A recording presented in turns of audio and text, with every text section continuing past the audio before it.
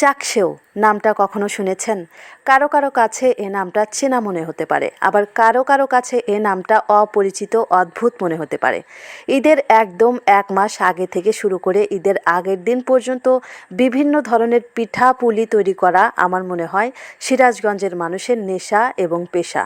আসসালামু আলাইকুম সবাইকে, আশা করি আপনারা সবাই অনেক ভালো আছেন। চলে আসলাম নতুন একটা ভিডিও নিয়ে। আশা করি আজকের এই ভিডিওটা আপনাদের কাছে অনেক ভালো লাগবে, তাই কেউ আজকের এই ভিডিওটা স্কিপ করবেন না, সবাই সম্পূর্ণ দেখবেন। এই তো গত 2 দিন আগেই কিন্তু আমরা ফুল পিঠা বানিয়েছি। ফুল পিঠা কিন্তু আমরা রোদে শুকিয়ে তারপরে বয়ামে ভর্তি করে রেখেছি। ওইগুলো কিন্তু ঈদের দিন ভাজা হবে। ঈদের দিন কিন্তু বিভিন্ন ধরনের পিঠা খেতে বেশ ভালোই লাগে। আবার 2 দিন না যেতে দেখুন আজকে আমরা চাকসেও তৈরি করছি। অনেকেই হয়তো এই পিঠা খেয়েছেন, আবার অনেকেই হয়তো খাওয়া তো দূরের কথা, নামও জানেন না। আজকে আপনাদেরকে দেখাবো আমাদের সিরাজগঞ্জের মা, চাচি, খালারা, ফুপুরা এবং ভাবিরা কিভাবে এই চাকসেও পিঠাটা তৈরি করে। প্রথমেই আপনারা দেখতে পাচ্ছেন গুঁড়ো। এই গুঁড়োটা হচ্ছে আলা চাউলের গুঁড়ো। এটা ঢেঁকিতে গুঁড়ো করা হয়েছে। ঢেঁকিতে গুঁড়ো করে এটি হাত দিয়ে অল্প অল্প করে পানি অ্যাড করে এই গুঁড়োটা গোলা হচ্ছে। চাকসেও পিঠা তৈরি করার জন্য যে গুঁড়োটা এখন গুলে নিচ্ছে, এই গুঁড়োটা গোলার সময় কিন্তু বেশি তাড়াহুড়া করা যাবে না। বেশি তাড়াহুড়া করলে কিন্তু এই গুঁড়োটা গোলা হবে না আর পিঠাও হবে না। হাত দিয়ে আস্তে আস্তে অল্প অল্প করে পানি অ্যাড করে এটা গুলতে হবে। গোলার মধ্যেই হচ্ছে কথা। আমাদের সিরাজগঞ্জের মানুষ বলে যার হাতে যশ আছে তার হাতে কিন্তু এই পিঠাটা তৈরি হয়। দেখুন আটা মাখানো হয়েই গেছে, খুব সুন্দর হয়েছে। হাত দিয়ে একটু নেড়ে নেড়ে দেখছিল যে আটা মাখাটা হয়েছে কিনা। আসলে হয়েছে। আগে কিন্তু অর্ধেক আটা হালকা পানি দিয়ে মাখিয়ে ফাঁকে তুলে রাখা হয়েছে, কারণ ওই আটাটা যত ভিজবে তত কিন্তু পিঠাটা ভালো হবে। আর অল্প করে খুঁটির ভিতরে নেওয়া হয়েছে। এই অল্প পিঠা আগে তৈরি করা হবে। তারপরে যে মালসার ভিতরে অনেকগুলো আটা ভিজে রাখা হয়েছে, ওখান থেকে আবারও অর্ধেক নিয়ে আবারও বানানো শুরু করতে হবে।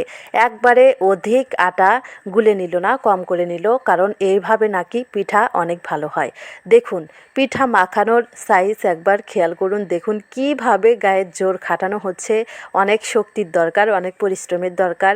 আমার তো পিঠাপুলি তৈরি করতে মন চায় না, কিন্তু আমাদের সিরাজগঞ্জের মানুষকে দেখি অনেক পিঠাপুলি তৈরি করে। এরা পিঠাপুলি খেতে অনেক ভালোবাসে। আপনারা কারা কারা পিঠাপুলি তৈরি করতে পারেন, খেতে ভালোবাসেন, অবশ্যই আমাকে কমেন্টে জানিয়ে দিবেন। ঈদ মানে তো এমনিতেই অনেক মজা, অনেক আনন্দ। ঈদ মানে তো অনেক হাসি, অনেক খুশি। তার উপরে যদি ঈদের দিন নানা ধরনের পিঠা হয় তাহলে তো কোনো কথাই নেই। সকালবেলা সেমাই লাচ্ছা খাওয়ার পরে যদি কুড়মুড়ে মুসমুসে এই পিঠাগুলো হয় তাহলে তো আর কিছুই লাগে না। সারাদিন তো এমনিতেই আনন্দ উল্লাসে কেটে যায়। আমার তো বাবা সকালবেলা সেমাই লাচ্ছা খাওয়ার পরে এই কুড়মুড়ে পিঠাগুলো না খেলে কিন্তু একদমই ঈদ ঈদ মনেই হয় না। ঈদের আনন্দটা আমার কাছে মাটি মাটি মনে হয়। তাই আগে থেকে আমি মাকে বলে রাখি যে সব পিঠা আগেই তৈরি করো, আমি কিন্তু ঈদের দিন এই পিঠাগুলো খাবো, কারণ এই পিঠাগুলো না খেলে কিন্তু আমার ঈদ হয় না। ঠিক একই কথা আমার পরিবারের সকল সদস্যরও। তাই মা আগে থেকে সকল পিঠাই তৈরি করে, সকল পিঠাই বানিয়ে রেডি করে রাখে ঈদের জন্য। এবারও কিন্তু এর ব্যতিক্রম নয়। ঈদের জন্য সকল পিঠা কিন্তু আমাদের তৈরি হয়ে গেছে। আমার বাপের বাড়িতে অর্ধেক করে পিঠা কিন্তু আমাকে বাড়িতে পাঠিয়ে দিয়েছে ঈদের জন্য। আর আজকে এই বাড়িতে পিঠা তৈরি করা হচ্ছে, এটা হচ্ছে আমার শ্বশুর বাড়িতে। কথা বলতে বলতে দেখেন ভাবি কিন্তু পিঠা বানানো শুরু করে দিয়েছে। সে কিন্তু কলার ডাগরা দিয়া তেল হচ্ছে কড়াইয়ের ভিতরে দিয়ে ছড়িয়ে দিচ্ছে। অনেকে আবার লাউ পাতা দিয়ে সুন্দর করে তেল কড়াইয়ের ভিতরে ছড়াইয়া দেয়, কিন্তু ভাবি দিচ্ছে কলার ডাগরা দিয়া, কারণ কলার ডাগরা দিয়ে কিন্তু হাতে তাপ লাগে না। দেখেন তারপরে এই যে আটার মধ্যে হাত দিয়ে সুন্দর করে ঘুরিয়ে ঘুরিয়ে চিকন করে সূচের মতো, সুতার মতো করে দেখেন কি সুন্দর করে পিঠাটা তৈরি করে নিচ্ছে। অনেকগুলো পিঠা কিন্তু তৈরি করেছে। পিঠাগুলো বানানো কিন্তু অনেক সুন্দর হয়েছে, বলতে হবে হাতে যশ আছে। যাই হোক, আপনারা যারা যারা এই সিরাজগঞ্জের পিঠা খেতে চান অবশ্যই বাড়িতে ট্রাই করবেন। এই পিঠাটা খেতে কিন্তু খুবই মজা লাগে, কিন্তু দুঃখের বিষয় হচ্ছে এই পিঠাটা তৈরি করতে ব্যাপক পরিশ্রম করতে হয়। 4-5 জন ছাড়া কিন্তু এই পিঠা তৈরিই করা যায় না। আসলে একজন এই পিঠা গুঁড়ো চালতে হয়, আর একজন গুলতে হয়, আর একজন বানাতে হয়, আবার আর একজন ভাঁজ দিতে হয়। ঠিকঠাক মতো ভাঁজ না দিতে পারলে কিন্তু এই পিঠা আর তেলে ভাজা যাবে না। তাই আবার ভাঁজ দেওয়াও শেখা লাগে। দেখেনছেন কি কথা, অনেক খাটনি তাই না? কিন্তু খেবেস্তালি তো আপনাদের চাকনি হরাই লাগবো, যত কষ্টই হোক, যদি খেবার চান তাহলে বাড়িতে পরিশ্রম করে এই পিঠাটা তৈরি করেন, তৈরি করে খেয়ে দেখেন কেমন হয়েছে।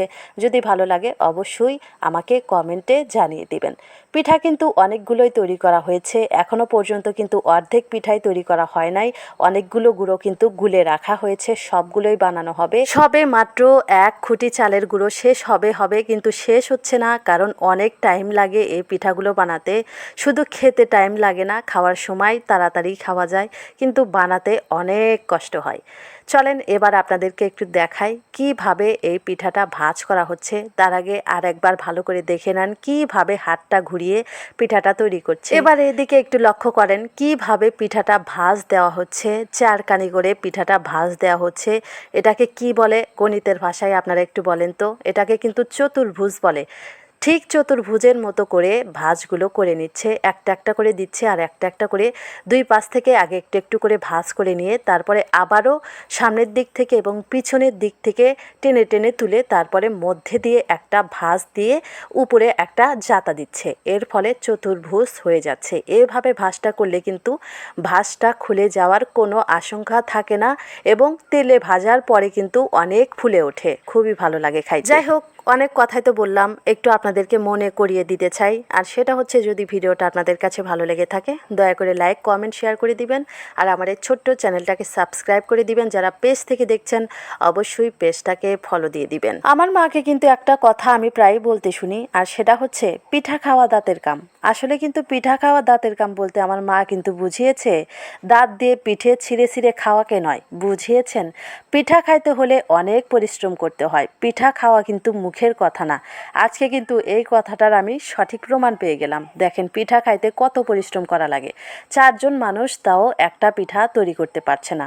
একজন বানাচ্ছে, একজন ভাঁজ দিচ্ছে, আর একজন রোদে শুকাতে দিচ্ছে, আর একজন আবার সব কিছু গুছিয়ে দিচ্ছে। কতই না তার বাহানা। এদিকে দেখেন 4 ভাগের 1 ভাগ পিঠা কেবলে বানানো হলো। ভাবি এখানে পিঠা এনে রোদে শুকাতে দিচ্ছে, আমার মেয়ে একটা হাত দিয়ে নিচ্ছিল, ওকে খাইতে বললাম, তা খাবে না, কারণ এগুলো এখনও ভাজা হয় নাই, কাঁচা রয়েছে, কিন্তু খাওয়া যাবে, সমস্যা নেই, কিন্তু আমার মেয়ে খাবে না।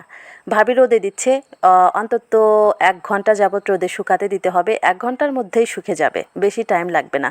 যাই হোক, আজকের ভিডিওটা কিন্তু এখানে শেষ করছি। ভালো থাকবেন, সুস্থ থাকবেন, আল্লাহ হাফেজ, আবারও দেখা হবে।